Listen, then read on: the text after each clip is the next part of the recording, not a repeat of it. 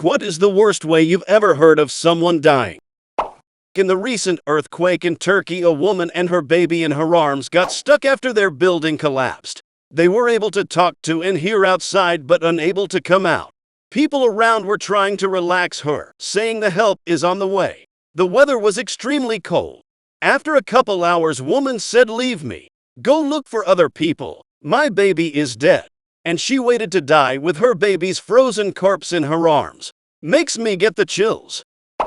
Kai knew some folks who died when a hot air balloon crashed into power lines. The balloon ignites and basically becomes plastic nylon magma that covered the basket and all of the people inside it. My grandfather was big into building airplanes and would always bring my dad along. One time, there was a fairly big crash. The plane didn't pull up fast enough, and there was too much weight on it or something, and it became a fireball.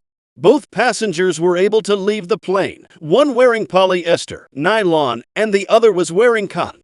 The one wearing the cotton was able to just take it off, whereas the one in the polyester, his clothes melted onto him, killing him. My wife grew up in New Mexico and was on a balloon recovery crew that consisted of a few adults and kids on bikes.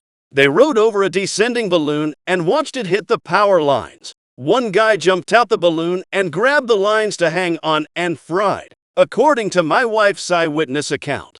One of the adults that led the crew sent my wife a card with a picture of the balloon on fire when she was like 11. I don't know who sent that picture to her as a kid, but that is terrible gesture. I need to track down this card and picture.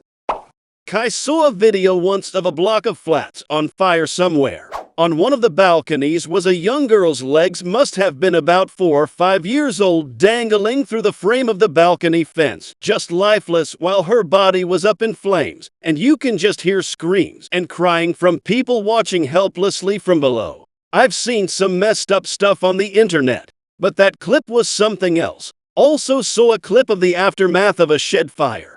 2 young children locked themselves in. The shed caught on fire. Afterwards, they discovered 2 small bodies just completely charred and stiff stood in an ashen frame. Heartbreaking. Anything with children involved ruins me. I'm a farmer. One of the neighbors was baling hay and got out to clear a jam with the round baler running. His leg got caught in the tines, and he was pulled into the machine and crushed, then spun around and around for over an hour before he was found. Absolutely terrible way to go. A friend's stepdad was fighting with his wife and drinking, and decided to go run his dozer in the mud at night. Dozer got stuck. He apparently fell off, and dozer tracks ground him up for several hours before the neighbors finally heard the dozer and called the wife. My friend said they had only a hand to ID him. Kai once read about an amusement park tragedy where there was a log ride that collapsed, and the carrier dropped the people essentially into a gear meat grinder. 2 children survived out of like a dozen people by clinging onto the safety bars until their arms went numb. The emergency crew who came to save them described it as the most horrific thing they ever witnessed, and many still need therapy to this day to help them cope with the aftermath they witnessed. Most Australians have been on that ride over the years. It's a slower ride, so popular with families. However, riding it sometimes felt a little unsafe as there were no harnesses, belts. IRC, there was a traffic jam whilst the rafts went up the conveyor, which tipped one of the rafts back and half submerged it in the water. Those who were sitting at the back were pushed backwards with their heads coming into contact with the conveyor belt. 4 adults died. The kids managed to escape death by either jumping or falling into the water to the sides of the raft. Kai was just about to comment about this tragedy. Not sure if this is the exact same, since it wasn't all log, but sounds similar. This happened in Australia at Dreamworld in 2016, and it's truly one of the most horrific ways I've heard people die. The water-based ride, which was departing to go up a water slide, got stuck or wedged due to a water pump malfunction which made the water too low. It began to flip with a family in it. 2 of the boats flipped upside down. 4 people who were all adults, Cindy Lowe, Kate Goodchild, Luke Dorset, and Ruzia Raggi, were killed. The boat flipped on top of a revolving track, the one that takes your boat up a hill, and grinded the family alive. The boats were too heavy to flip back over, and were keeping them from escaping. The staff tried to stop the ride, but stopped it too late. The children that were also on the boats with the adults managed to survive. Dreamworld actually paid $2.1 million to the survivors as it was that traumatic. I remember when I was young hearing about an incident in a sawmill in a neighboring town. 3 guys crawled inside the mill's debocking machine, basically a giant drum lined with teeth that tear bark off of sawn logs. They climbed inside to do some kind of maintenance, but didn't lock the machine out properly. I think basically when the next shift arrived they didn't know anyone was in there, and they kicked it back on to start their day. I assume it would be quick, but they almost literally were put through an industrial wood chipper. Burning alive has always seemed about as bad as it can get to me. I read on one of these subs once about a woman whose husband took shrooms one night. Apparently, sometime during the night he sought refuge in the closet, unbeknownst to the woman and their kids. Unfortunately, this also happened to be the night that there was some sort of electrical fire. The woman and kids got out safely, but they had no idea that the husband was still home. They eventually found his body in that closet. The fire marshal reportedly told the woman that not enough smoke could have gotten into the closet to suffocate him, but they did find claw marks all of the closet. Reportedly, he was still high during the fire and couldn't find the door. The closed door kept the smoke out, but the fire around him was too hot that it cooked him alive. Hence the claw marks. The woman never told her kids the horrific way their dad truly died. Honestly, the brazen bull dwarfs burning alive to me. Normally you can survive a fire long as you don't scream. The bull, though, it supplies the oxygen to you so the fire won't kill you. So instead of burning to a crisp, you're literally cooked alive and don't die until your brains melt. NGL, I don't think there's anything modern we do that surpasses our ancestors. They were a sick bunch of psychopaths, and if you still doubt me, there's the Vikings with blood eagles. They hack your back open and pull your lungs out to resemble wings. I think it's called the boat, where they lock you in 2 boats and first feed you milk and honey, which makes insects devour you alive. Medieval times, Judas Cradle, the burning stake that's leaned back so you'll last longer, and the rack, and so on. History is metal as. I was a firefighter EMT for 4 years. At the time of this call, I was 18. I had one call involving a person on fire. He had a medical issue that would occasionally result in him fainting, and unfortunately he happened to faint into a burn pit. When we arrived, he had severe burns over about half of his body, and he was completely incoherent. He couldn't speak or open his eyes because the tissue on his face was so damaged. He couldn't move his hands for the same reason. He ended up coding in the ambulance due to shock. We couldn't get him back, and neither could the hospital staff. I have never looked at a campfire burn pit the same way ever again. I saw a video a few days ago of a mother of 2 wanting to do a polar plunge, so they opened up a hole in a channel, and as soon as she jumped in, the current of the water underneath swept her away under the ice and she died. Imagine the panic that went through her mind as she was trapped under the ice, not to mention the freezing temperatures she exposed herself to. That has to be one way I don't want to go. It's a Christian Orthodox tradition. Go underwater and grab the cross on January 6. She was performing a religious tradition and not doing a polar plunge. As someone who has had multiple incidents with drowning, I can tell you it's not the most horrendous way to go. There's a very fight or flight moment that kicks in. Now, I blacked out dry drowning. Don't even ask how, but it's not painful if you don't fight. Getting swept out to sea is terrifying. But the second fight or flight kicks in. So does adrenaline. You can't feel anything, in my case, broken bones from being torn through boulders. I can safely say there are numerous ways to go that I drank much higher than drowning. So please don't let it put you off swimming or anything, because it's worth the risk.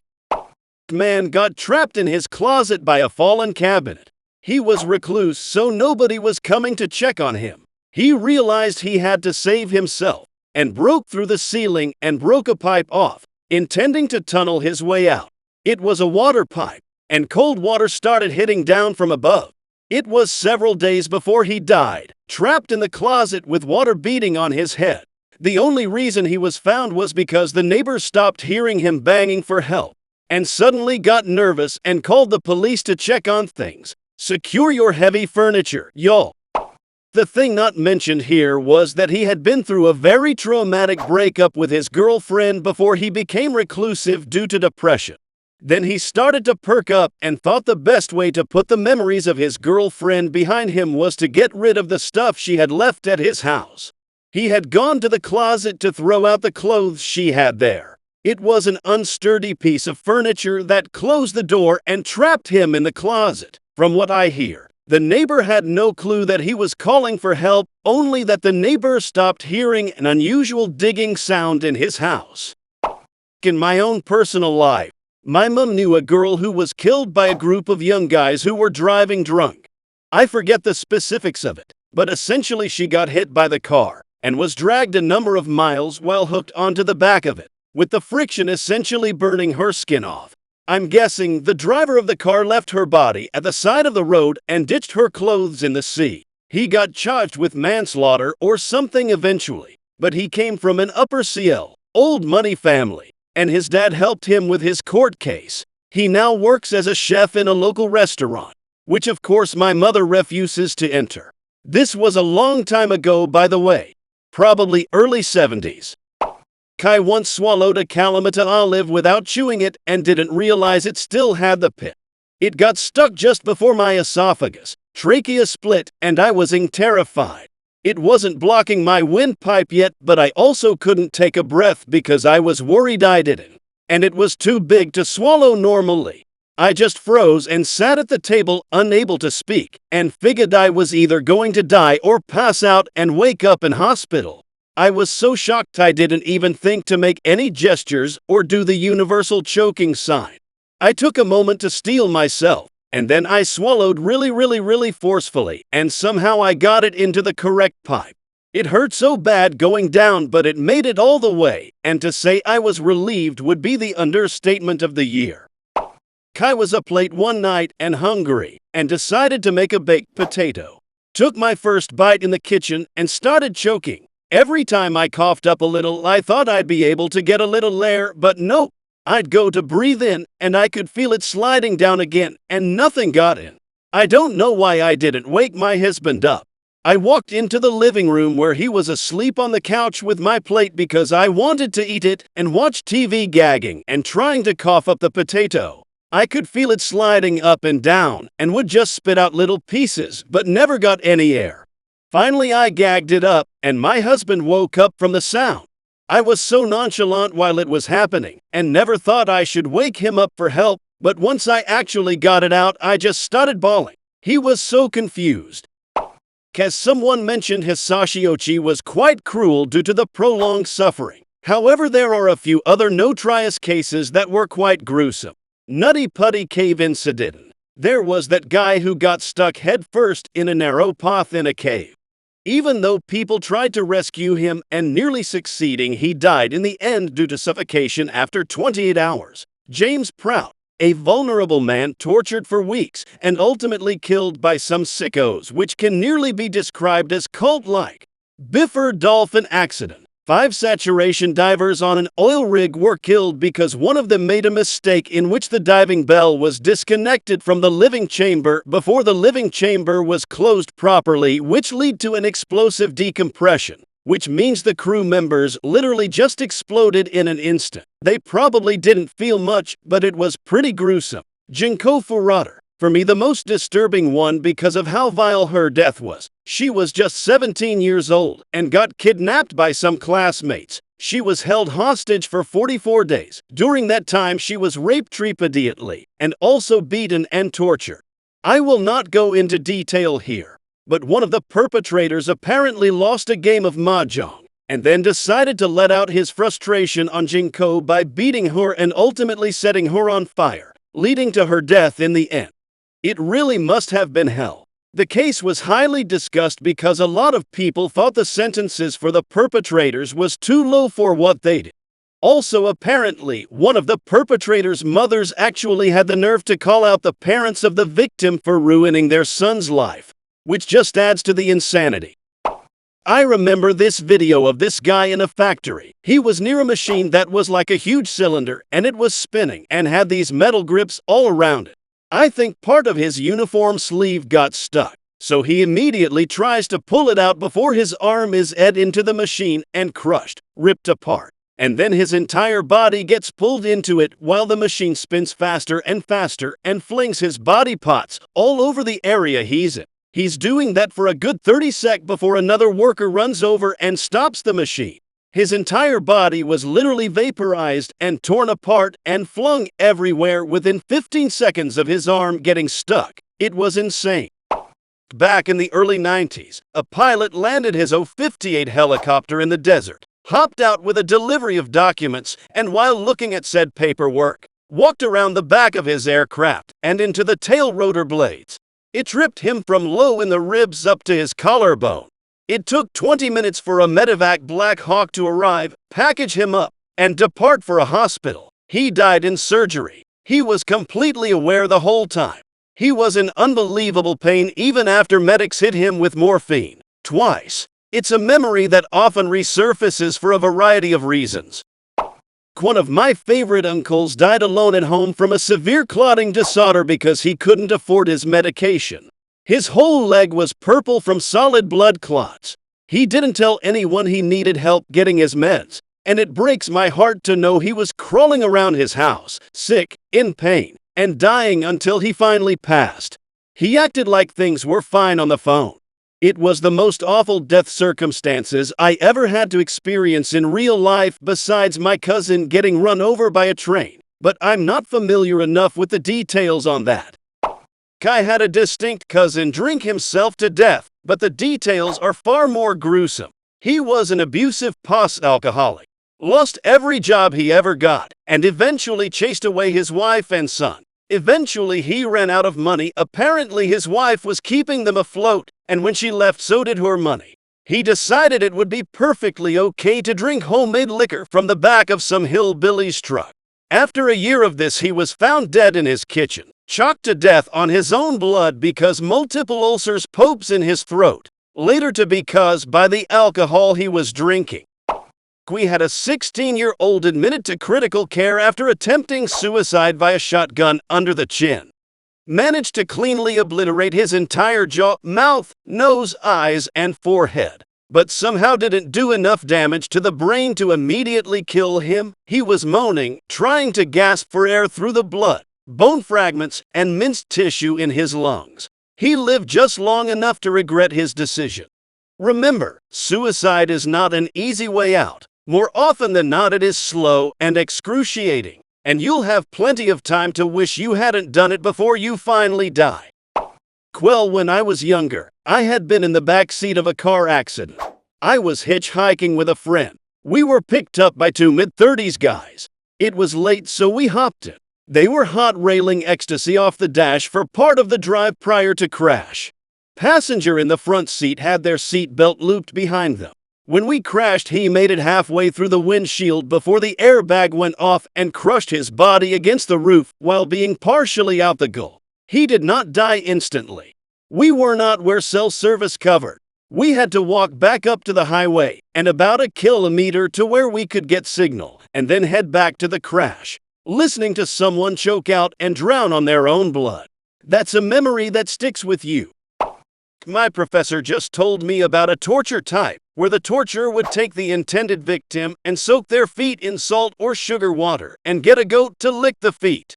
The joy of tickling that it begins with turns into pain from the constant licking with the coarse tongue. But instead of calling the goat off at this point, it is encouraged to continue licking the victim's feet. The pain only grows in intensity as the feet begin to blister and become raw. Eventually, the flesh of the victim begins to wear away, all from the tongue of a goat. Eventually, you'd die from infection.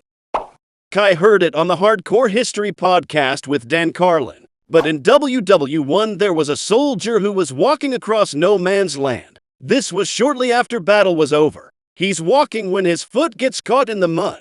He can't pull it out, and worse yet, his other foot gets stuck and sinks in a bit. Others from a safe distance tried to pull him out with a rope, but at this point he's too deep for them to get him out alone. So they get a horse. All the men pulling, the horse pulling, they still couldn't get him out. He's damn near up to his shoulders in mud now. The men emotionally tell him they can't get him out. The man pleads and begs for the mud to go to save him. He's crying and shouting, cursing, they leave him. He drowns in the mud. An old co-worker of mine went out with his wife one day to the bar near his house and ran into his buddy. His friend was still slightly drunk and wanted to leave. Co-worker told his buddy to leave his motorcycle at the bar and stay over at his house, since it was close and he could drive them there safely as he was sober. His friend refused because he was mostly sober, and my co-worker decided to follow him home in his car to make sure he got there okay. As they were driving back, a flatbed truck pulled out in front of my co-worker's friend on a country road with a 55 miles per hour speed limit. His friend didn't have enough time to stop. He got decapitated by the trailer. According to my co-worker, his friend wouldn't have had time to stop even if he was sober. Said his only chance would have been to lay the bike down and crash. But the friend had just bought that bike, and likely in his impaired state, valued saving the bike more. I've heard plenty terrible stories of people dying, but probably one of the worst is this story. So, a mother was at a zoo with her young son. I'm unsure how old, but still young. The two had found their way to the African wild dog exhibit, and the mother held her son up on a railing so he could see them better. However, she accidentally dropped the child into the enclosure. The boy survived the fall, but not what happened next. He then got mauled and eaten alive by the wild dogs, which is how they usually feed. So the kid suffered a lot in his final moments. What's surprising is the mother sued the zoo and somehow won, so she probably didn't even learn a damn thing. The owner of the company I work for, he was from the country of Georgia and lived there at a terrible time. He had a wife and 2 small children, but unfortunately they died in a car wreck. He managed to get through it and put all his energy into moving to America and opening a restaurant. He meets an American woman who is in his country with the Peace Corps. They move to America, have 3 children, and his dream comes true. He has his wife, his kids, and the restaurant he's wished for. Leaving the restaurant 6 months after opening, he dies in a car wreck a mile down the road.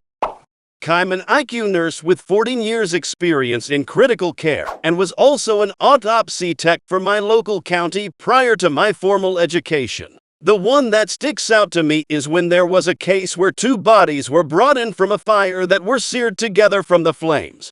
It was a mother holding her 6-year-old daughter in an attempt to protect her. I can only imagine what thoughts went through that mother's mind, knowing she not only herself was going to die, but that she would fail to protect her child. The look on their faces, agony on their faces, cannot be described. It may seem a bit considering the other answers, but this deeply disturbed me. When I was younger, I lived in a small seaside town with a port for fishing boats. There was a bridge across the port, and my family, never shy when talking about death, mentioned from time to time people killing themselves by jumping from the bridge. Not a lot, of course, but it happened. I always found it dumbfounding because I knew the place. The water is not very deep, and the bridge is definitely not very high. It seemed like a way to kill yourself to me. Once, during one of those conversations, I told my grandmother what a stupid choice for dying I thought it to be. She looked at me and said, "It's not height or the fall that kills them. Under the water there's a deep layer of mud. People who jump get stuck in it, can't get out of it, and drown." And since she was pretty generous when it came to burning horrifying pictures in my head, she added, "We often find them a few days afterwards, with shrimps where their eyes used to be. So yeah, pretty mild, I know, but it's stuck."